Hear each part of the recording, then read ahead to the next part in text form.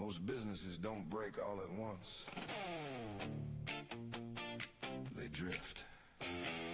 Quietly, incrementally, one small compromise at a time. Most businesses don't fail all at once.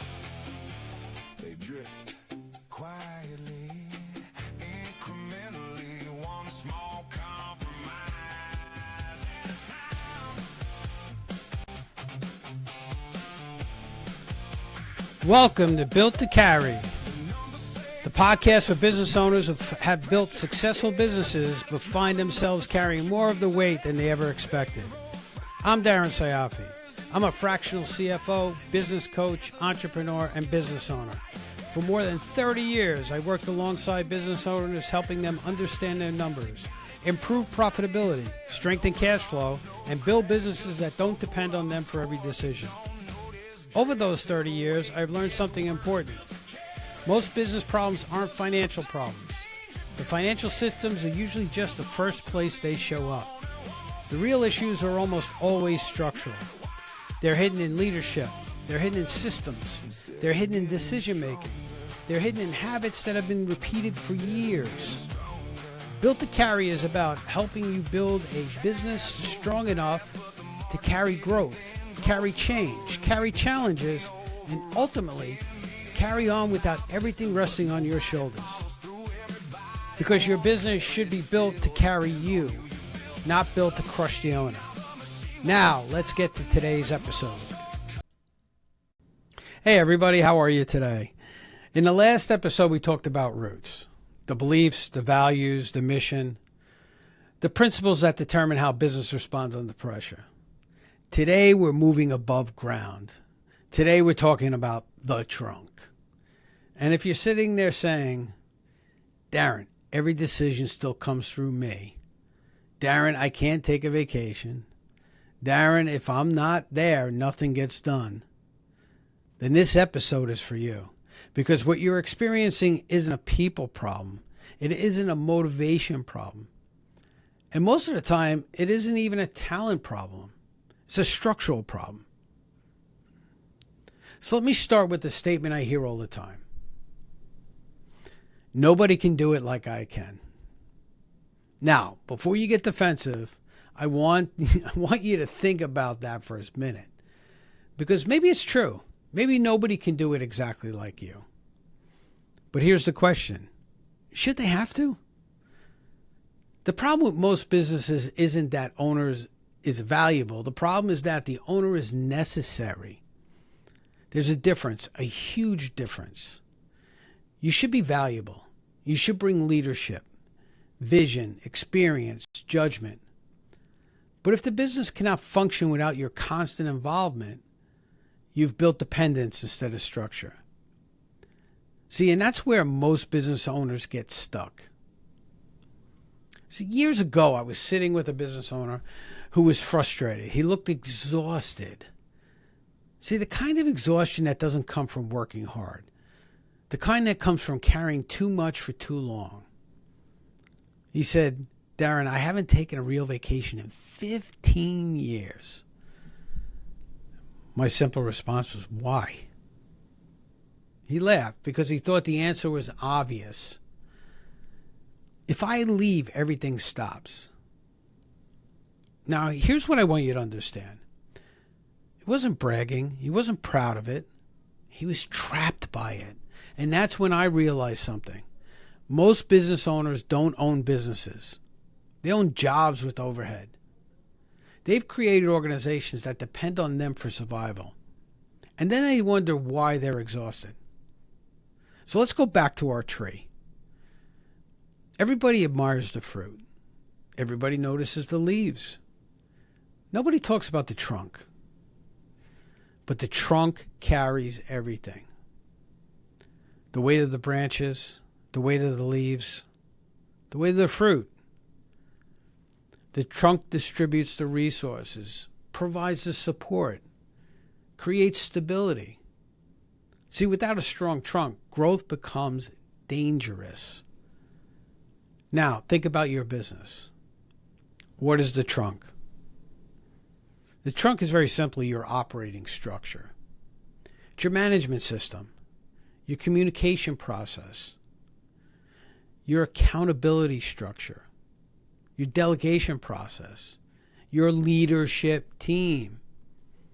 Everything that allows the business to function without your constant involvement. And this is where most businesses struggle because owners confuse activity with structure. See, one of the most dangerous phrases in business is, well, maybe it's working. Well, is it working or it isn't? Is it working because the system works, or is it working because you're compensating for a broken system? There's a difference, huge difference. I've worked with businesses where the owners answer emails at midnight, not because they want to, because they don't have any other time. They approve every purchase order, handle every customer complaint, reviews every proposal, signs every check, makes every decision. See, from the outside, it looks like the business is functioning, but it's not functioning. The owner is functioning because the owner is the system, and that's not sustainable. Now, this is something I've learned over and over again. Growth doesn't create problems. Growth exposes problems. See, a weak structure can survive when the business is small. There's less complexity, less volume, less pressure. But when growth arrives, everything gets amplified. More employees, more customers, more decisions, more opportunities. All of that means more problems. And suddenly the weakness that were manageable become overwhelming. Do you hear yourself saying things like, we grew too fast? Maybe. But more often than not, the business simply outgrew its structure. The trunk couldn't carry the weight. So let's talk about bottlenecks, because almost every business has one. And most of the time it's sitting in the owner's chair. Now, I know that sounds harsh, but hear me out.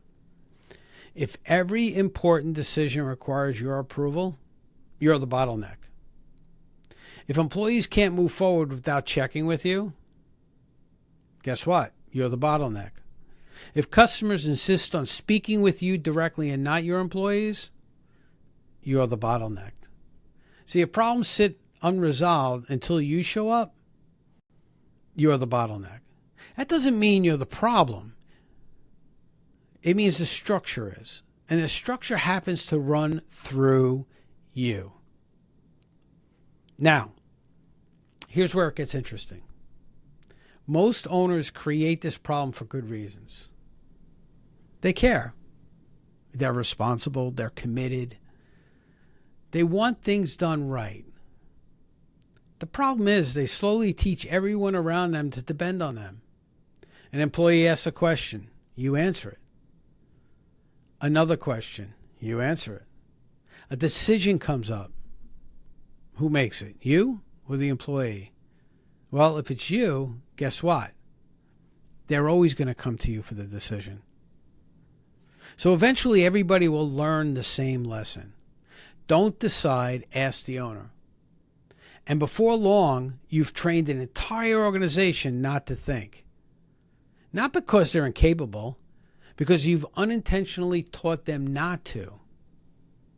See, I was working with this company a few years ago. It's a great company, growing quickly. The owner kept telling me, Darren, my managers aren't taking ownership. So I spent some time observing. And what I saw was fascinating. Every time a manager made a decision, guess who second-guessed it? The owner. Every time someone solved a problem, the owner would tweak it. He would adjust it. Every time someone took initiative, the owner stepped in. Not because he was controlling, because he really thought he was helping. But see, the message the team received was completely different. The message was, don't decide, wait for me. Within 6 months, we started changing that process. Decision rights became clear. And what I mean by decision rights is who had the right to make decisions in what instances. Just because you give somebody authority doesn't mean they can make all the decisions, but they need to know what decisions they can make. Also, accountability became clear. And then something amazing happened. The managers, guess what? Started acting like managers. Because somebody finally gave them permission to. Now, let's talk about delegation. Because most people misunderstand it. See, delegation is not giving somebody a task and walking away. That's dumping.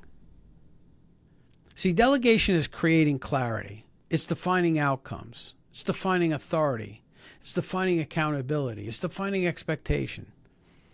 Then allowing people to succeed or fail and learn.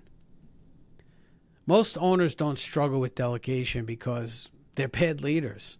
They struggle because they're afraid. Afraid mistakes will happen. Afraid customers will get upset. Afraid standards will drop. And some mistakes will happen. That's part of growth. See, the question is, would you rather correct a few mistakes today or remain the bottleneck forever? Here's one of my favorite tests. If you disappeared for 2 weeks, what would happen? Not what do you hope would happen. What would actually happen? Would decisions still get made? Would customers still get served? Would employees still move forward? Would cash still be managed? And would operations continue? Or would everybody wait for you to come back? See, I'm going to give you a quick story. A couple of years ago, I had a medical issue, and it was sudden, and immediately I was like, I was going to be out of work for at least a month. Thank God I've recovered. I'm doing very well now. But I was scared to death that my team wasn't going to be able to handle everything because I wasn't going to be there or I wasn't going to be around to make sure everything got done. You know what surprised me? And it didn't really surprise me. It was because of the way we do things, I didn't have to be here. I was able to take that month to recuperate and get back on my feet. And my team kept everything going. So when you ask yourself those questions, your answer tells you the strength of your trunk. Because healthy businesses carry themselves. Unhealthy businesses are carried by their owners. See, now as a CFO, I can tell you that owner dependency is expensive. You don't want to be there. It slows your decisions. It creates the delays. It reduces capacity, limits growth, increases stress. And eventually it affects profitability. Why? Because every business eventually becomes limited by the owner's bandwidth. You only have so much time. You only have so much capabilities. And no matter how talented you are, your bandwidth is finite. Because like I said, you only have so many hours. You only have so much energy. You only have so much attention. So the question becomes, are you building capacity or are you simply working harder? The goal isn't to make yourself unnecessary. I hear people say that all the time. That's not the goal. The goal is to make yourself less necessary for routine operations so you can focus on leadership, strategy, vision, growth, the things only you should be doing. Because if you're still solving every daily problem, who's building the future? So here's my challenge for you this week. Ask yourself 3 questions. What decisions still route through me that shouldn't? Where am I compensating for a broken system? And if I disappeared for 2 weeks, what would happen? What would stop? Because every business eventually reaches a point where growth requires structure and structure requires, wait for it, letting go. Not completely, but intentionally. Because the purpose of a trunk isn't to carry everything forever. Its purpose is to distribute the load so the entire tree can grow. So next time we're going to talk about money, specifically why profitable businesses run out of cash, and why profit and cash are not the same thing. Trust me, this is the one of the most expensive misunderstandings in business. I'm Darren Cioffi. Thank you for joining me on Built to Carry. And remember, drift is inevitable. Collapse is optional. I'll see you next time.